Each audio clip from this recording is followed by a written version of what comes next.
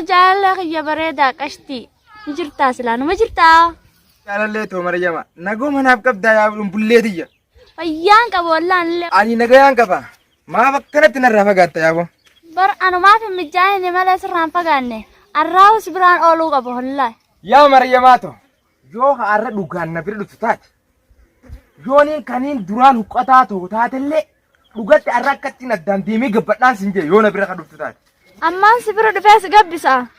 إيجا كستاتو تاتا يا بكا mana kayaknya gadi sanika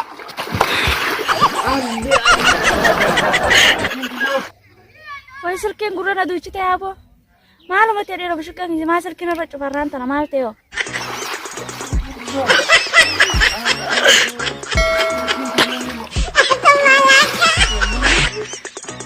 Wai silkin di joy sabadde silkin di ya Allah Wai iro maltu kai sigira Wai oson dala je da walutin silkin di yawo da bejira Ya Rabbi silkin di ya kan da e zakutte Wai silkin da bejin jira silkin da biyawo Wai kan manta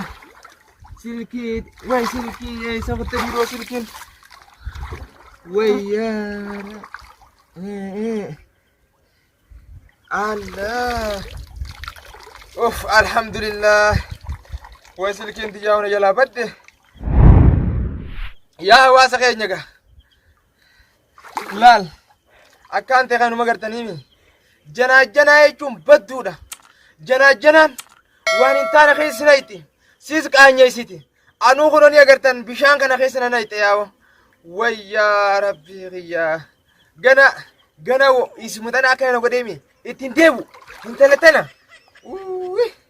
bar hoggoon si bira dhufe ni gabbatta naan jetteetiin bar sila akkasitti isirratti ibda gadhee bar tanaafi osoon isirratti ibda gadhee deemuun shirgaadhee bishaan keessa bu'e way ganaa waan akkanaatiin deebu yaa hawaasa keenya namni janaa tanarra hamtu dhalaa janaajjanee barnoota dhoorku jiru kabajaa fi godhi janaan sis qaanyeessite waan addaati keessa si galchite feetu si ajjeesuu ni dandeessi boodarra nama janaajjante waan hin taane keessa nama naquun hin barbaachisu jechuudha anuu nagarree kaante rabbumaan na baasi malee du'eetiin kee nagarre silaa bishaan kun haalaan gaffa gootaate dhabame harka isa silkii diyyallee dhabeetiin kunoo silkii diyyaa amma kunoo badde yoon mana tolchaa garaasha geesse tolfadhe malee ta'arraatuun gorsa naaf haa taatu ganaa waan akkanaa inumatti hin deebu ni sin dawwaluu bisiisaniifillee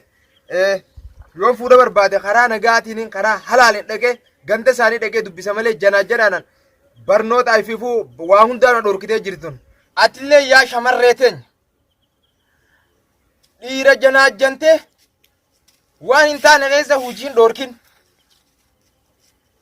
haa waxaree dalagu boodarra dhufeetuma si fuudhu ta'a osoo inni hujiirra jiruufa itti dawwaltanii hujii akka inni hujii san dhiisee deemu hin godhin itti geessa waan irra jirtu barnoota yoo jiraatte barnoota kee xumuri